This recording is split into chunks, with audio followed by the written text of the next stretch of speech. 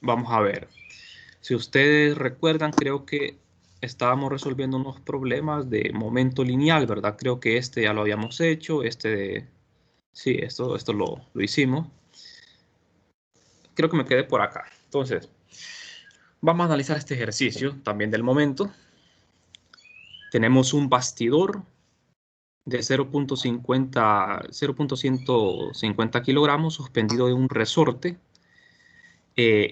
Estira a este 0.07 metros.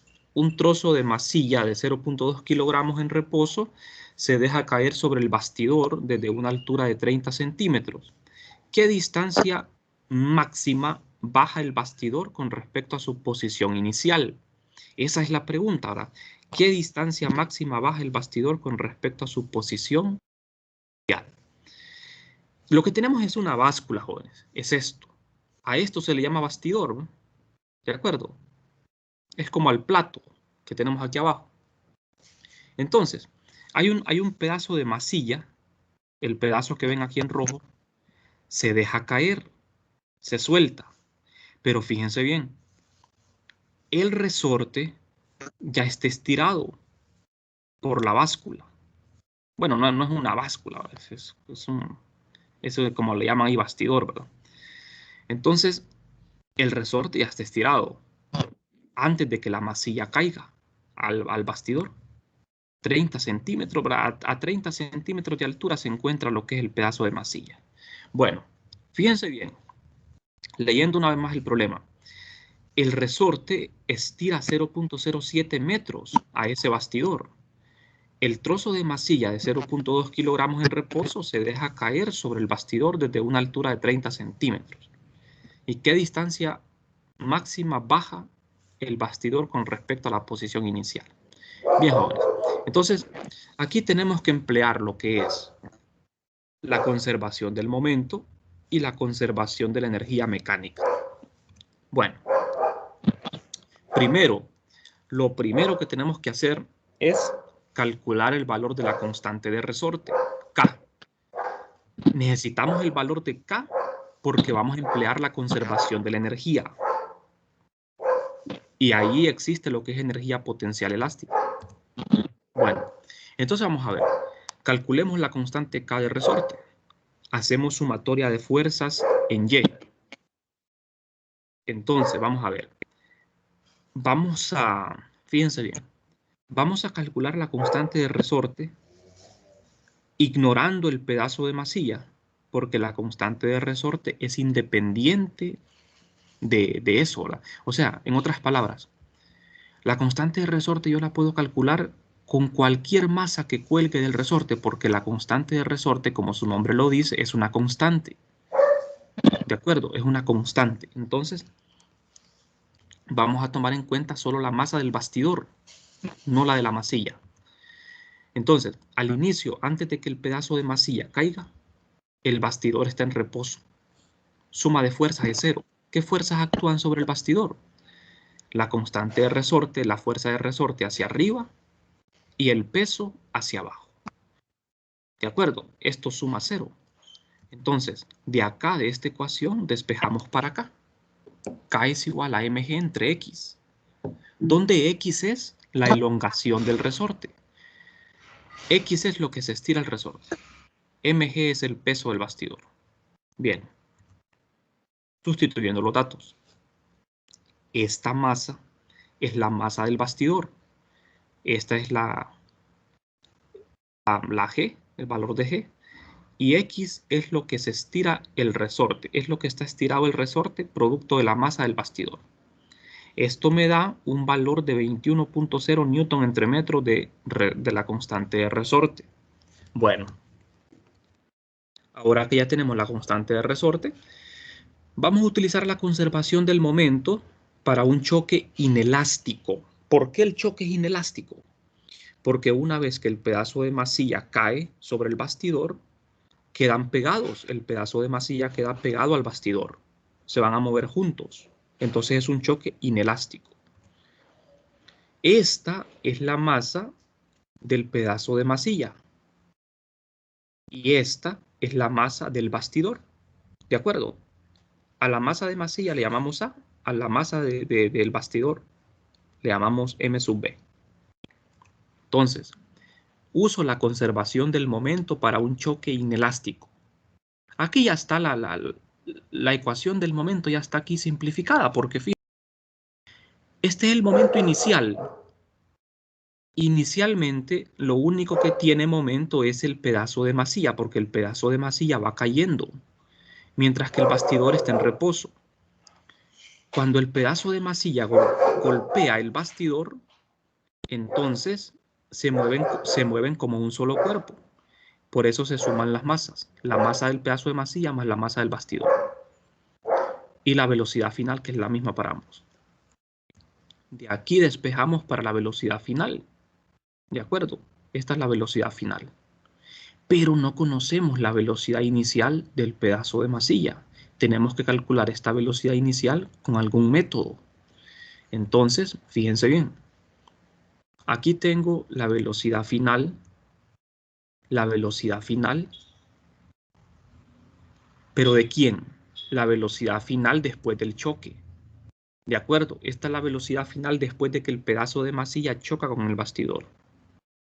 Pero no lo puedo calcular porque no conozco la velocidad inicial de el pedazo de masilla.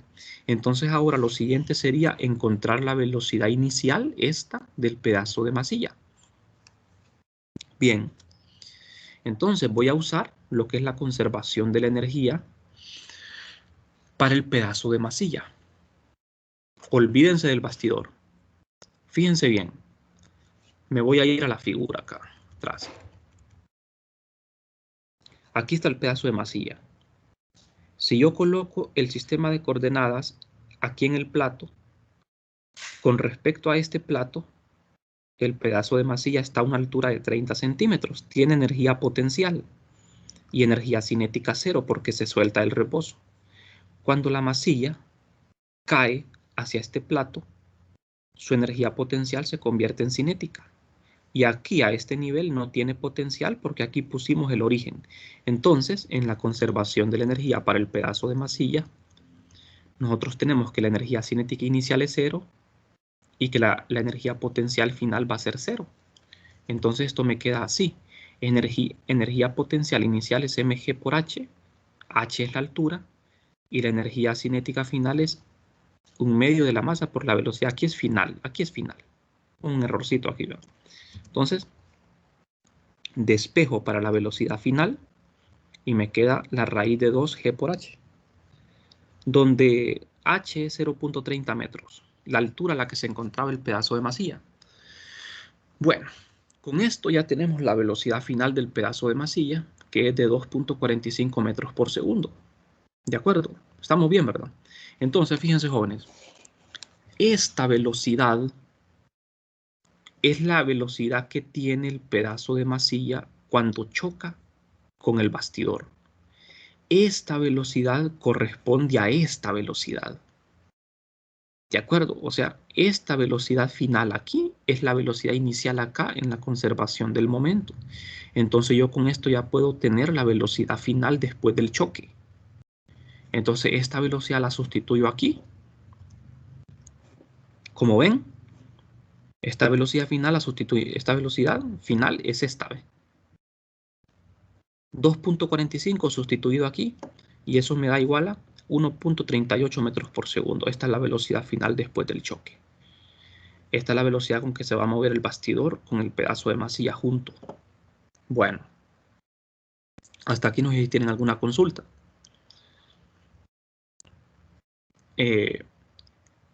Ahora que ya tenemos la velocidad final después del choque, lo que vamos a hacer es calcular la distancia que se mueve el bastidor después del choque. ¿Cuánto se estira el resorte, verdad? ¿Qué distancia adicional se estira el resorte? Entonces, bien, necesitamos una figura acá. Fíjense bien. Aquí tenemos dos figuras que nos muestran el instante justo del choque y después del choque cuando el sistema alcanza el equilibrio. O sea, aquí el sistema está en reposo y aquí es cuando el sistema choca. ¿De acuerdo? Entonces, esta es la figura inicial, esta es la figura. Vamos a utilizar ahora lo que es la conservación de la energía para encontrar ¿qué? ¿Qué vamos a encontrar?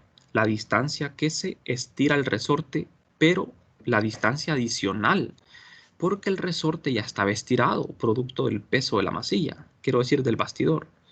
Y cuando la masilla cae, choca con el bastidor, la masilla hace que esto se estire una distancia y adicional. Entonces esta y es la que voy a encontrar.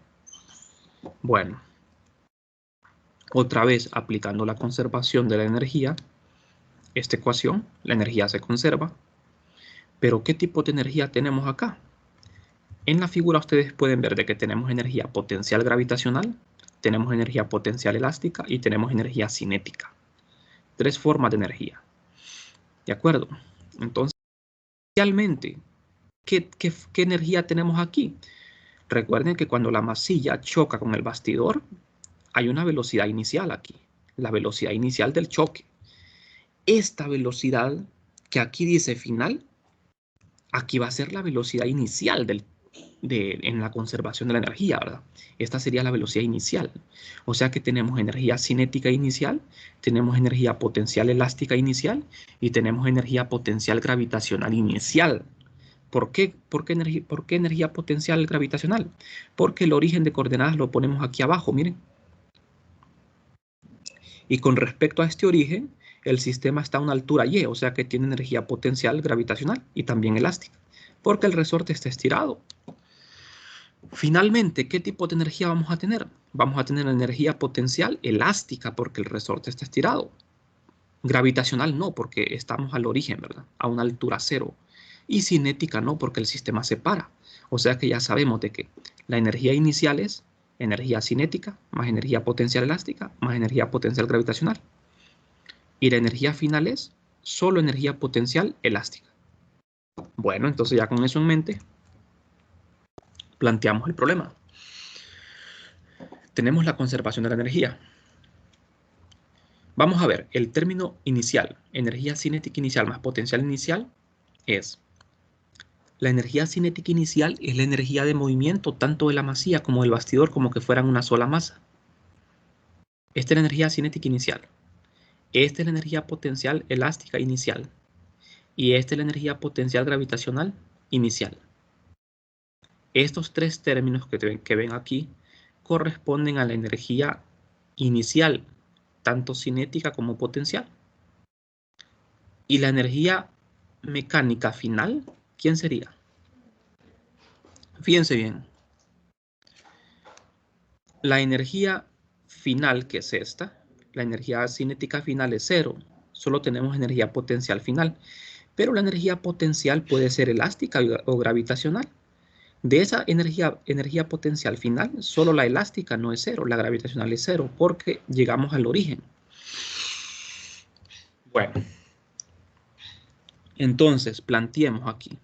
La energía potencial elástica final es diferente a la inicial, porque aquí tenemos que sumar la distancia del resorte producto de el choque con la masilla. Entonces, en vez de X, ponemos 0.07 más Y. Este es el estiramiento total del resorte en la posición final. ¿De acuerdo? Entonces, ¿ahora qué voy a hacer? Igualar el lado izquierdo de esta ecuación con el lado derecho de esta ecuación. El lado izquierdo es esto, 3 términos, y el lado derecho es solo esto, un término. ¿Y qué voy a hacer? ¿Despejar para qué? Para Y. Lo que yo ando buscando es Y. Ese es el propósito, buscar Y. Entonces tengo la conservación de energía. Al igualar lado izquierdo con lado derecho, tengo esto. Aquí ya está simplificado. Ya está simplificado. O sea, hicimos este cálculo acá. Hicimos este cálculo y este cálculo. Para solo dejar a Y como la variable. Entonces aquí tengo, esto es energía, energía. Aquí queda esto. Aquí aparece Y, que es la variable. Aquí aparece Y, que es la variable. Entonces,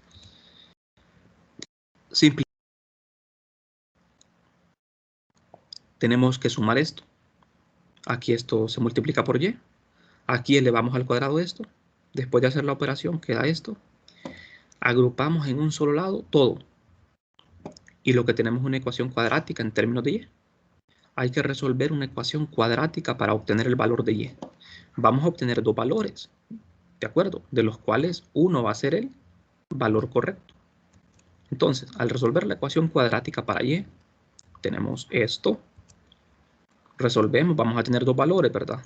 Uno positivo y uno negativo, pero nos quedamos con el positivo, porque lo que estamos calculando aquí es distancia. Entonces, el valor correcto es este, el valor positivo. Y es igual a 0.29 metros. Esta es la cantidad adicional que se estiró el resorte producto del impacto con la masilla. Entonces, jóvenes, con esto hemos finalizado el problema y hemos finalizado ya lo que es la solución de problemas del capítulo 8. No sé si tienen preguntas con respecto a este ejercicio. ¿Hay alguna pregunta? Este problema es un problema de objetivos avanzados, ¿verdad? En los problemas de objetivos avanzados generalmente ustedes tienen que hacer uso tanto de conservación de la energía como también de conservación del momento. Acuérdense que existen dos tipos de choque, ¿verdad? Elásticos e inelásticos. Este choque era un choque inelástico, porque los objetos quedan pegados. Bueno, entonces, si no hay preguntas, vamos a dar inicio al siguiente tema.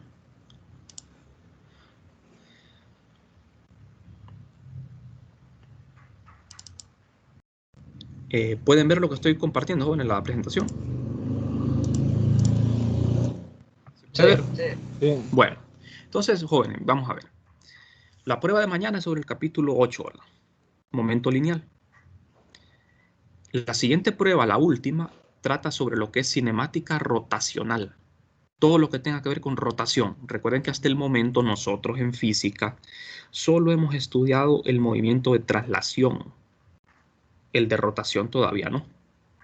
Entonces, ahora vamos a empezar nosotros a considerar lo que es la rotación de un objeto. Y cuando hablamos de rotación, cambia prácticamente todo lo que hemos aprendido hasta el momento, ¿verdad? Cambia todos los conceptos que hemos aprendido. Tenemos que involucrar otras cantidades. Entonces vamos a ver. Vamos a comenzar con unos pequeños ejemplos. Vamos a estudiar rotación de cuerpos rígidos. ¿Qué es un cuerpo rígido? Un cuerpo rígido es un cuerpo que no se puede deformar, ¿de acuerdo? Así como un disco, una esfera de metal. Son objetos que no pueden deformarse, esos son objetos rígidos. Entonces aquí tenemos un montón de ejemplos. Me dice que ¿qué tienen en común los movimientos de un disco compacto, que es un objeto rígido, que rota, una rueda de la fortuna, una sirena circular y un ventilador de techo? Entonces, todos estos objetos que ustedes ven acá en la figura, por ejemplo, tienen algo en común, que todos ellos rotan. Aquí ustedes ven este sistema que gira, este sistema rota, la Tierra rota en torno a un eje, este disco rota, esta rueda rota y este timón también de un carro rota. Pero vamos a ver, hay algo en común de estos sistemas, ¿verdad? Que todos rotan en torno a un eje fijo. Hay un eje de rotación que permanece fijo mientras el sistema rota. Entonces, nosotros de aquí en adelante vamos a establecer como una condición necesaria para estudiar rotación, de que la rotación se define en torno a un eje de coordenadas. Fíjense lo interesante.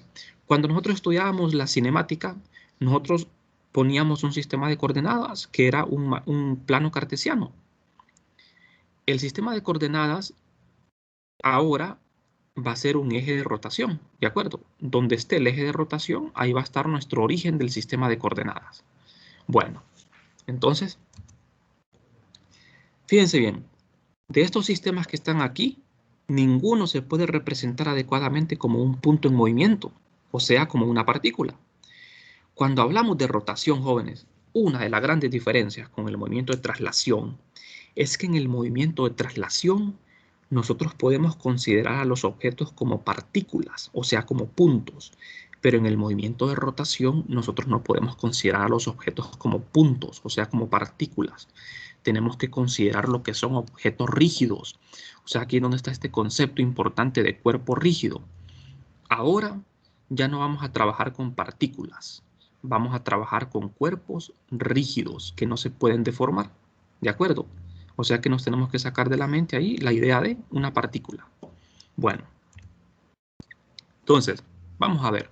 Vamos a comenzar a hacer la parte matemática de todo esto. El propósito en este capítulo es estudiar lo que es la cinemática, estudiar la cinemática rotacional, o sea, las cantidades que describen únicamente el movimiento de rotación, sin saber las causas. Recuerden que cuando uno estudia el movimiento es causado por algo. Las causas del movimiento de rotación todavía no nos interesan, solo nos interesa lo que es la cinemática, o sea, la descripción. Entonces la descripción del movimiento rotacional lo vamos a hacer con cantidades como ser el ángulo, la velocidad, la aceleración, el tiempo. Entonces vamos a considerar un objeto rígido que es una aguja, ¿verdad? Esta aguja, por ejemplo, es un objeto rígido que gira en torno a un eje fijo. Entonces, este ángulo θ que ustedes ven acá es un ángulo, es el ángulo θ desde el eje X positivo. Especifica la posición de la aguja, la posición en un tiempo dado, ¿verdad? O sea que ahora, jóvenes, vamos a ver, en lugar de especificar la posición con X o Y, vamos a especificar la posición con el ángulo θ. O sea, θ viene a ser como la X, especifica la posición.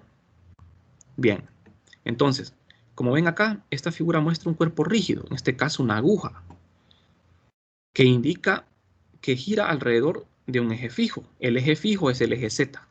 Ese eje Z está saliendo de la pantalla. Bueno, el cual pasa por el punto O y es perpendicular al plano del diagrama, al que llamamos plano XY. Una forma de describir la rotación de este cuerpo sería elegir un punto específico, ¿verdad? P, del cuerpo y seguir la pista de sus coordenadas XY. Bueno, vamos a ver, vamos a entrar un poco más en detalles acá. Como nosotros vamos a especificar la posición con un ángulo, necesitamos medir ángulos. ¿En qué unidades vamos a medir los ángulos? Los ángulos se miden generalmente en grados o radianes. Nosotros vamos a emplear ángulos en radianes. Esa va a ser nuestra unidad de medida, radián. Aunque el radián no es una unidad, jóvenes. Ya van a ver por qué razón. Bueno, solo se le llama radián, pero en realidad no es una unidad.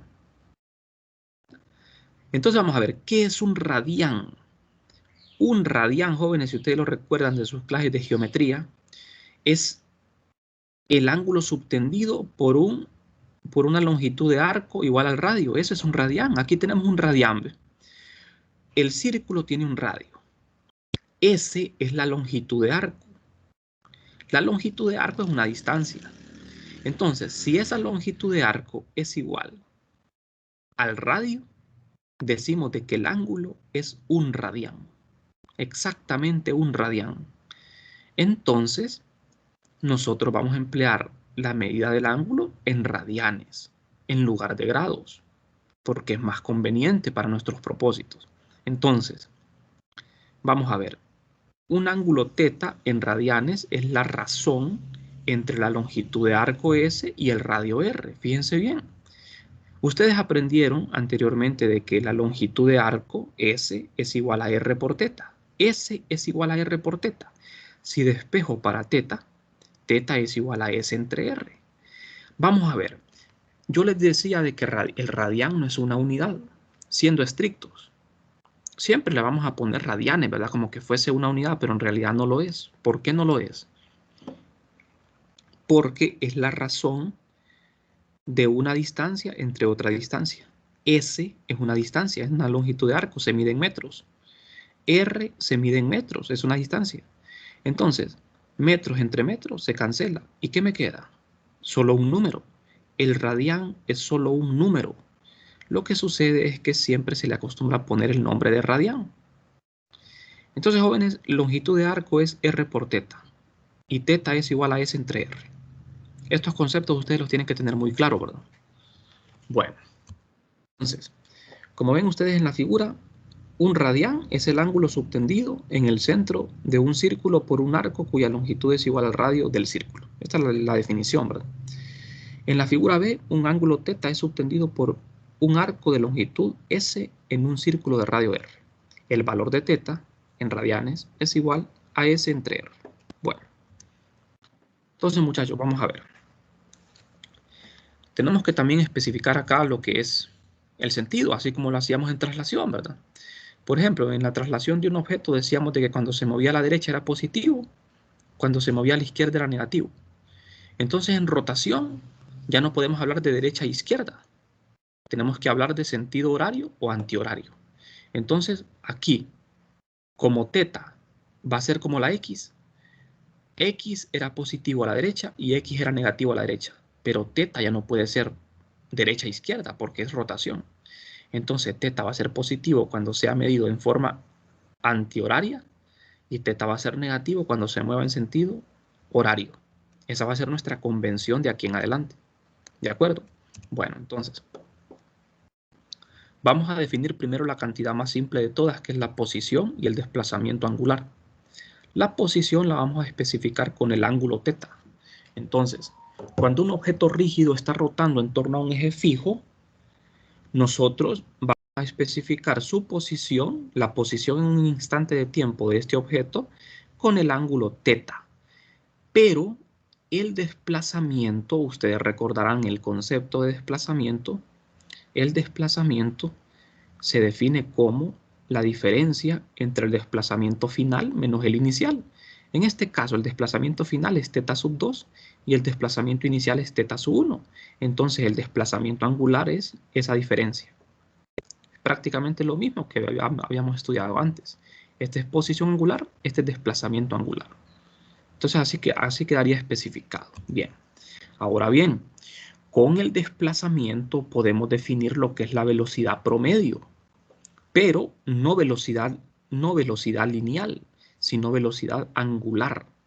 La velocidad v es la velocidad lineal o traslacional.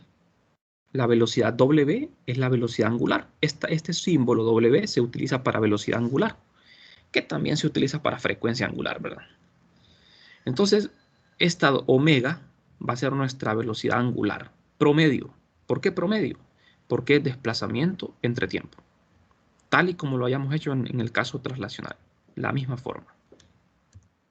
Ahora bien, del caso promedio pasamos al caso instantáneo. Si yo quiero la velocidad instantánea, o sea, la velocidad que tiene este objeto rígido en un instante específico, necesito considerar el límite cuando el delta t tiende a 0. ¿De acuerdo? Así como nos enseñaron en cálculo, cuando el delta t tiende a 0, esta cantidad se vuelve un diferencial. Diferencial de teta con respecto al tiempo. La derivada de teta respecto al tiempo. Cambiamos los deltas por unos diferenciales. D de teta, D de t. Entonces la velocidad instantánea es igual a la derivada del ángulo con respecto al tiempo. ¿De acuerdo? Esto es instantáneo. Ustedes dirán, ¿por qué lleva un subíndice de velocidad? Es porque nuestro eje de rotación es el eje Z. El objeto rota en el plano XY y el eje de rotación es el eje Z en torno al eje que rota. Entonces, por eso le ponemos velocidad en torno al eje Z. Bueno, entonces, vamos a ver, ya para finalizar, vamos a estudiar un poco lo que es la regla de la mano derecha. La regla de la mano derecha es muy importante en física porque nos sirve para establecer un sentido, ¿verdad? En este caso, nosotros vamos a utilizar la regla de la mano derecha, como su nombre lo dice, ¿verdad? De la mano derecha. No podemos usar la mano izquierda, por si alguien es zurdo, tiene que usar la mano derecha. Entonces, cuando un sistema está girando, nosotros vamos a enrollar los 4 dedos de nuestra mano derecha en torno a la dirección de rotación y el pulgar va a apuntar hacia arriba o hacia abajo dependiendo de los 4 dedos en qué sentido se enrolle. Entonces, como ven acá ustedes, esta rueda está girando en sentido antihorario, visto desde arriba. Entonces los 4 dedos van en la dirección de la rotación y el pulgar va hacia arriba. Significa que la velocidad angular, como la velocidad es un vector, tiene que tener un sentido. La velocidad va a tener ahora una dirección dada por la regla de la mano derecha. ¿Se acuerdan de que en cinemática traslacional la dirección del vector velocidad era positiva o negativa, positiva cuando era a la derecha y negativa cuando era a la izquierda. Pero ahora aquí, la dirección del vector de velocidad angular la va a dar el pulgar de la mano derecha. Si el pulgar va hacia arriba, significa que la velocidad angular va en la dirección de z positivo. Si el pulgar va hacia abajo, significa que el vector velocidad angular va en la dirección de z negativo. O sea que ahora ya no podemos hablar de derecha o izquierda, sino que vamos a hablar del pulgar. Si el pulgar va hacia arriba, significa que va en z positivo la velocidad angular, y si va hacia abajo, va en z negativo. O sea que hay que cambiar un poco, ¿verdad? Esos conceptos que teníamos de la traslación, ahora enfocarnos en lo que es la rotación. Entonces, aquí como ven ustedes, W apunta en la dirección Z positiva y aquí W apunta en la dirección Z negativa. Entonces todo esto se establece con la regla de la mano derecha. Entonces ya saben ustedes, ¿verdad? Cuando un sistema está girando, lo que tienen que hacer ustedes es enrollar los 4 dedos de la mano derecha en torno al sentido de giro y el pulgar va a apuntar ya sea hacia arriba o hacia abajo. ¿De acuerdo? El pulgar solo puede apuntar hacia arriba o hacia abajo. Y ese pulgar va a definir lo que es la dirección de W. Bueno, entonces vamos a ver ahora lo que es la aceleración angular. Como nosotros ya definimos la velocidad angular, podemos definir la aceleración.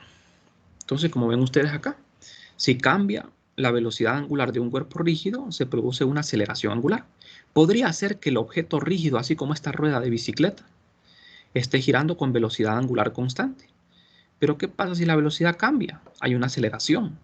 Entonces, cuando una persona pedalea, por ejemplo, una bicicleta con más intensidad para hacer que las ruedas giren más rápidamente, o aplica los frenos para detener las ruedas, genera una aceleración angular sobre las ruedas.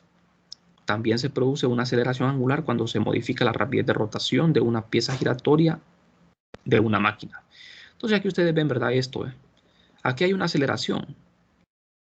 En T1 y en T2 la velocidad cambia. Por eso decimos que existe una aceleración. Ahora, matemáticamente, ¿cómo la vamos a definir? Primero comenzamos con el caso promedio. La aceleración promedio se define como el cambio en la velocidad angular entre el tiempo.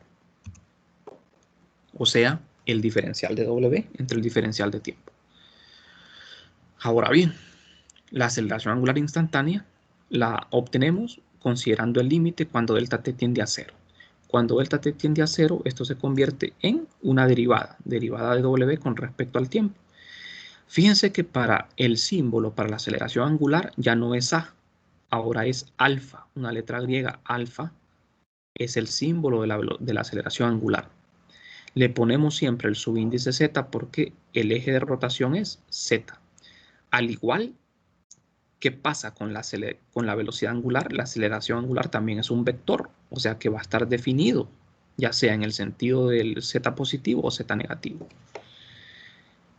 Vamos a ver una analogía con las variables. Teta, W y alfa son análogas a X, B y A. En traslación usamos X, en rotación usamos teta. En traslación usamos la velocidad B, velocidad lineal. En rotación usamos omega, velocidad angular. Y en traslación usamos la aceleración A. Y en rotación usamos alfa para la aceleración angular. Bueno, entonces la velocidad, jóvenes, esta velocidad son cambio de la posición en el tiempo. La aceleración alfa y A son cambio de la velocidad en el tiempo, como ustedes ven acá. Velocidad inicial. Aquí, por ejemplo, tenemos una velocidad positiva, aceleración positiva. Aquí, miren, tenemos una velocidad angular positiva, una aceleración negativa. ¿Esto es por qué? ¿Por qué será esto? Esto es porque el sentido de giro siempre es el mismo, pero la velocidad aquí, como ven ustedes, la velocidad iría en disminución. Positiva, pero va disminuyendo, por eso la aceleración es negativa. Bueno, pero esto lo vamos a ver más en detalle en la siguiente clase, jóvenes. En la clase de hoy nos vamos a quedar por acá. Entonces, no sé si tienen alguna pregunta. Tienen que estudiar para la prueba, ¿verdad? El día de hoy. Bueno.